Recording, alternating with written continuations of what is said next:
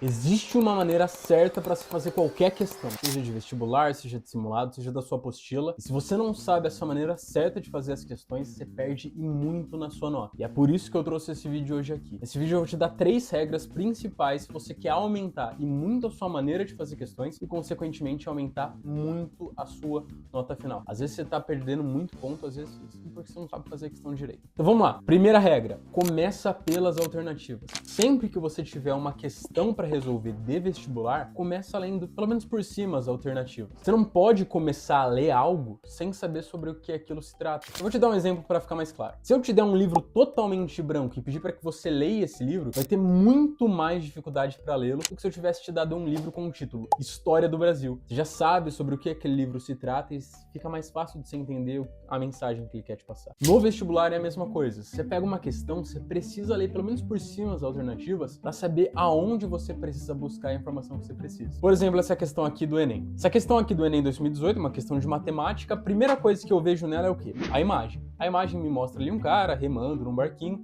Antes de eu ler a questão, antes de eu ver qualquer outra coisa, a primeira coisa que eu vou fazer é ver as alternativas. Vamos dar uma olhada nas alternativas? O tipo de triângulo com vértices A, B e C no momento em que o remador está nessa posição eu já sei na minha cabeça que eu não vou precisar procurar o ângulo nessa questão, eu sei na minha cabeça que eu não vou precisar procurar o tamanho de nada, eu simplesmente vou precisar saber qual é o tipo de triângulo que está nessa informação. Daí eu olho as alternativas aqui, dou uma lida na questão, o remo do assento desse nessa posição os dois remos se encontram no ponto A, tananã, esses pontos de triângulo, tananã. Por mais que ele tenha me dado o ângulo aqui, eu sei que eu não vou precisar usar ele. Eu já vou direto para a resposta. Qual é o tipo de triângulo aqui? É um triângulo dos ângulos isósceles. Vocês entenderam o que eu tô querendo dizer? É muito importante que vocês saibam aonde vocês têm que procurar as informações na questão. Você só sabe disso lendo primeiro as alternativas. Segunda regra fundamental para você fazer alguma questão. Você tem que fazer a seguinte pergunta para si mesmo. Eu consigo fazer essa questão em 30 segundos? Pedro, é possível fazer alguma questão difícil do vestibular, do concurso público em 30 segundos? Não, não é possível fazer uma questão em 30 segundos. Só que essa é uma boa métrica para você avaliar o nível das questões. Quando você tá na escola ali, geralmente você tem um professor que vira para você e fala: sempre pule as questões difíceis e comece pelas fáceis e depois pelas médias.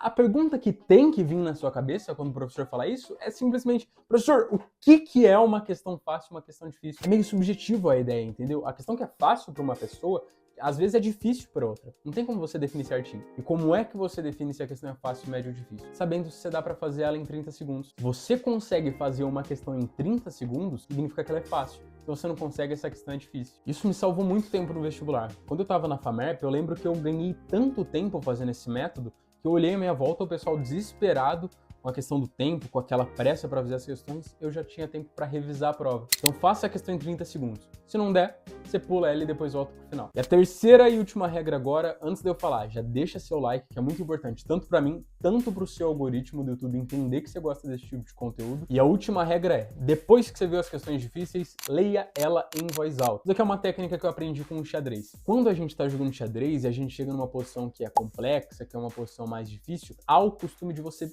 parar um pouco, pensar e meio que falar em voz alta. É claro que você não vai sair falando, assustando todo mundo que tá à sua volta, mas só falando com a boca, mexendo a boca mesmo e entendendo. Pô, o cavalo realmente ataca essa peça, o que eu faço? O que tá acontecendo aqui? A dama tá sendo atacada, tá? Isso ajuda o seu cérebro a organizar as informações. Existem estudos que falam que o seu cérebro pode chegar a pensar milhares de palavras em apenas 1 segundo quando você está ansioso. Quando você fala, você tende a organizar melhor essas informações. Então, assim, chegou numa questão do vestibular, do concurso, do simulado, da prova, você achou difícil, para um pouquinho, olha para ela e lê em voz alta. O que essa questão está querendo me dizer? E conforme você for lendo, você vai entendendo as informações e fica mais fácil depois para resolver ela. Agora, uma coisa bônus para você. Se você gostou desse tipo de vídeo, mais editado, um pouco mais rápido, deixa seu like, se inscreve aqui nesse canal que eu vou estar trazendo mais informações sobre como você pode estudar direito e com qualidade. Muitas vezes você está perdendo nota porque você não sabe a técnica correta para estudar direito. Fechou? Um beijo para você. Tchau, tchau.